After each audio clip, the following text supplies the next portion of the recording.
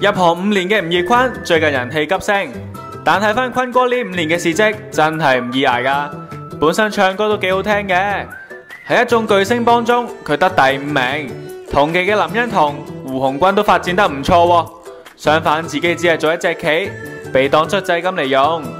坤哥似乎明白自己唔係行偶像派路線，就轉行騎呢創作人路線，但又俾網民批評以毒男形象呃 like。不過默默耕耘嘅坤哥冇放棄，堅持搏出位，喺今年嘅萬千星輝賀台慶入邊大膽演出扮女人喎，仲經常同唔同藝人唱歌拍片放上網，成功吸納一班 fans 啊！